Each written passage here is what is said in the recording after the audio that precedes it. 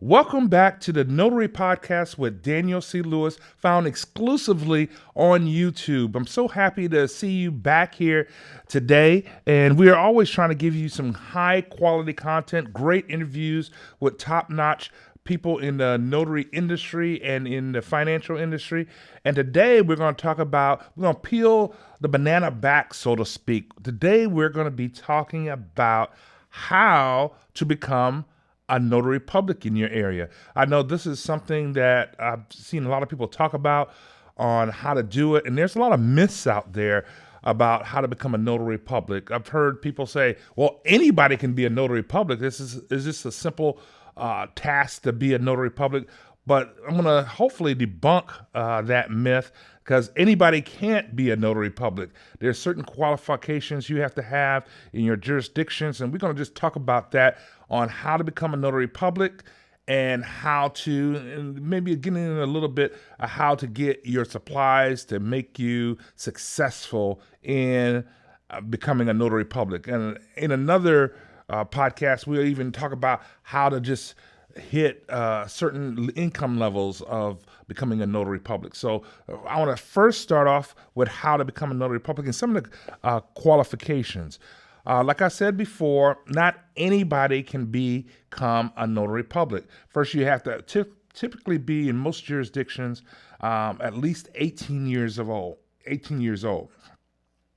You must have an established residency in that state that you're applying for your notary public. Now, there are, in some cases, non-residency, but we can get into that later. But you have to have at least a residency in the state that you want to become a notary public. And also, and this is something that a lot of people miss, that says, oh, anybody can become a notary public. You can't have any kind of felony or any type of things involving some type of financial loss to someone, if that makes sense. So you can't have any felonies on there or anything type of like money laundering or anything on your record, if that makes sense. So those three qualifications right there, for some people, can bump you off. And if you wanted to be a notary signing agent, a lot of jurisdictions won't let you have any back taxes or child support or anything like that. So just keep that in mind if you're looking at becoming a notary public. Now, to become a notary public, the first thing you want to do is fill out an application, usually from the authority that commissions notary publics in your jurisdiction. And that's usually the Secretary of State. Not in all jurisdictions, but that's usually the Secretary of State's office in most jurisdictions. You want to fill out that application, and sometimes it requires you to put in some personal information and some professional information about yourself on the application. The next, in a lot of jurisdictions, it's not required, but they kind of really want you to do this, have some type of educational requirements, some kind of notary training, so that you know exactly what you're doing. You can find that in your handbook, but I would highly recommend that you go to whoever is the commissioning body of your state, or your like Washington, D.C., whoever's the commissioning body. You want to definitely go on their website, look at the qualifications, look and see if they have an educational program, and find out what the requirements are to become a notary public. Start there. I want to highly recommend you start there to find out what the requirements are in your jurisdiction, because there's a lot of programs coming out saying, hey, take my class, you're going to earn all this money, you're going to become a notary, and they are not an approved vendor of your state, if that makes sense. So always start with your state commissioning board, usually the Secretary of State, and find out what the requirements are to become a notary public and what the responsibilities are to become a notary public. And if there are any training programs, take the approved training programs from your state, because that's going to make a big difference, so that you know exactly what you do, because once you become a notary public in your state, you are the expert in your state. You are the expert in those transactions. And to be the expert, you got to know what the guidelines are in your state, if that makes sense. So make sure you're doing that, going through the guidelines. That once you take, if there are any required courses that you have to take to become a notary public, sometimes you have to pass an exam, and that's part of the process.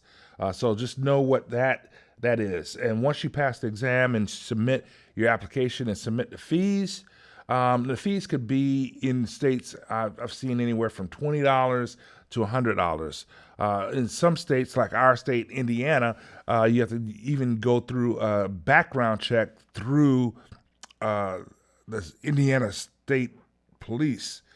Excuse me. That's a requirement. So sometimes I've seen notary publics or people who are applying for notary, they'll get a background screening from somewhere else, and the state doesn't recognize that other vendor as a approved vendor to become a notary public in that jurisdiction. So make sure you understand what the requirements are in your state from the governing body, usually Secretary of State office. In our state, like I said, it's the Indiana State Police that they take the background screen from. So you got to make sure you have that.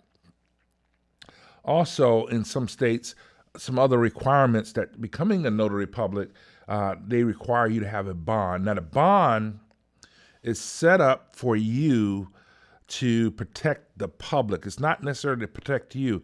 For example, if there's a mistake made during the process of a closing transaction or any type of transactions you're involved in as a notary public, and you make a mistake, and a typical mistake would be if you miss the signature on the page, or if you get the signature and you didn't sign the page, or if you get the signature and you sign the page, you didn't place your stamp on the page. Those are typical mistakes that can be made that can cause damage to the signers. So a lot of jurisdictions require you to have a bond. Not all. A lot of them require you to have a bond. Some require you to have E&O insurance. But the bond is there to protect the public. So if there are damages that a signer signs, then you'll be paying that out to them through your bond. I highly recommend if you're doing this as a profession and you want to do this full-time or part-time as an independent contractor, a bond and E&O insurance. That's what I recommend. I always recommend E&O insurance of at least $100,000. But some jurisdictions require you to have a bond. And if you are applying to be a notary public in your jurisdiction with the Secretary of State's office, just keep in mind, they don't give you, they're not an insurance company. They won't supply bonds or E&O insurance. You have to do that outside. So just keep in mind that you have to have a bond, and you can get bonds from either a local notary association or a national notary association, and we'll talk more about that in a minute. So make sure you're meeting the requirements of the state in whether you have to have a bond or E&O insurance. In our state, we're just required to have a bond, $25,000.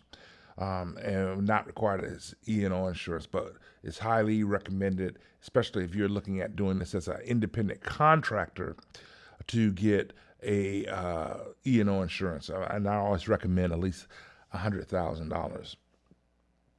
Now, once you get you meet all the requirements that we just talked about, then what you want to do is you want to submit your application. You'll get back, if everything meets the standards of the governing party, usually the Secretary of State of notaries in your area, then you'll get a notary commission certificate. They'll usually send that in an email. They used to send that in snail mail, but now it's just more economical to receive that in an email. So you got to make sure you give them a good email address that received that, usually within a day or two.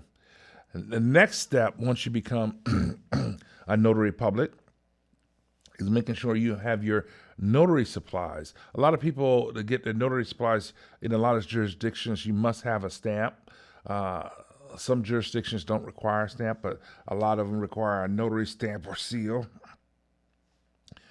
And some jurisdictions require you to have a journal. Not all, but some. I would highly recommend you have a stamp and a journal. And sometimes you want to, and now the Secretary of State's office don't offer or sell, usually in most jurisdictions, stamps or journals. And I'll give you some information on how you can get those at a very inexpensive, very affordable, and professionally grade materials for you to become a notary public.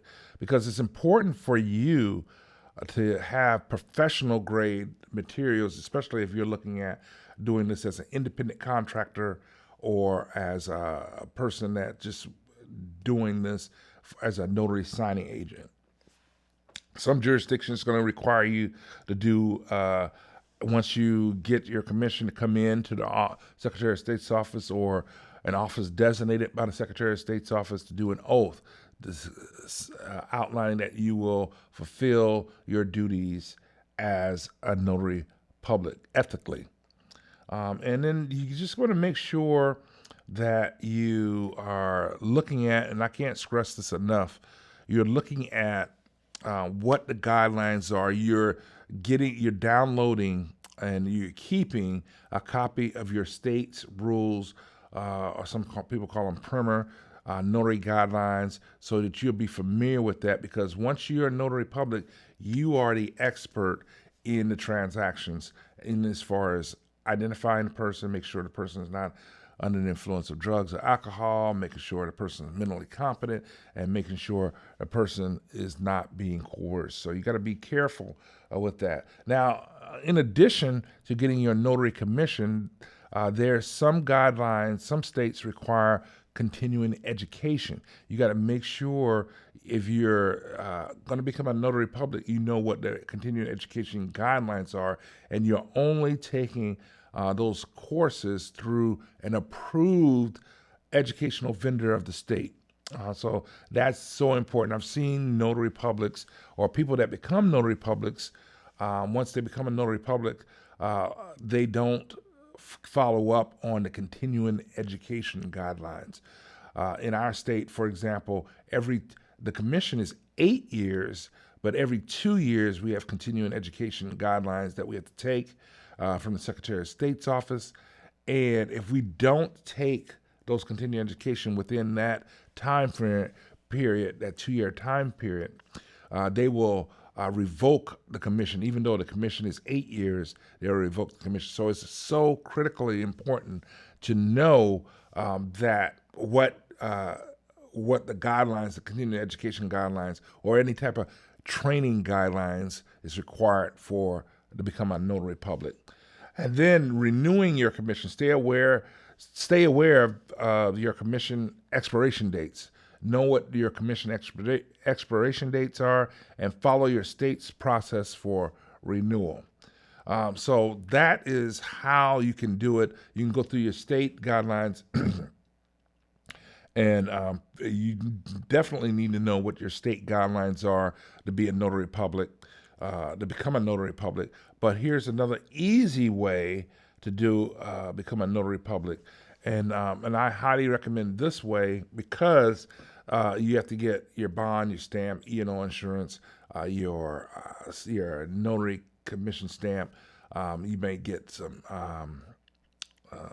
other materials, like if you are doing any type of like car deals or some financial products that you'll be overseeing, requires you to get thumbprints and stuff like that, ink thumbprints.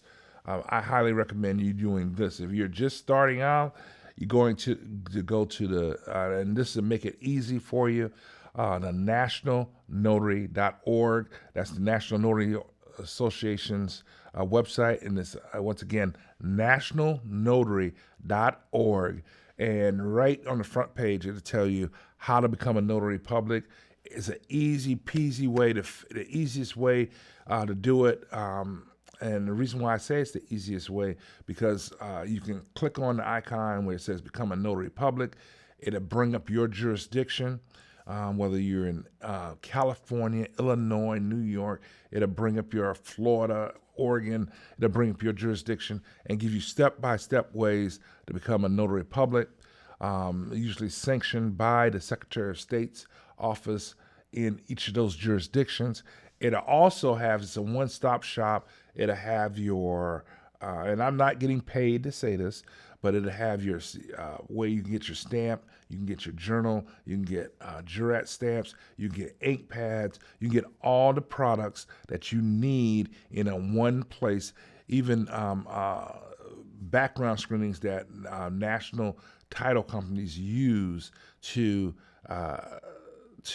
when they look for notaries to come out to them. They even have, if you're looking at doing general notary work, a website called Find a Notary. If you're looking at doing signing agent work where you're doing real estate transactions, a site called signingagent.com, excuse me.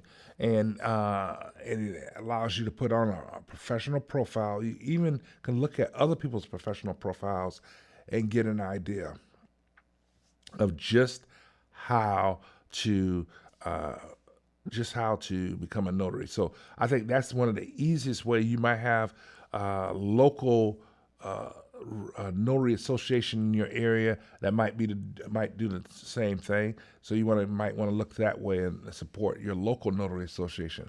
I highly recommend the nationalnotary.org with the National Notary Association to become a notary public, and they also have training videos, a knowledge center that helps you look at what bills are being proposed by lawmakers in your area so that you'll be up on what's happening in your local area if you want to become a notary public or have that as a notary career. Hopefully this has been very helpful for you. And if you have any comments, please feel free to give me some comments below.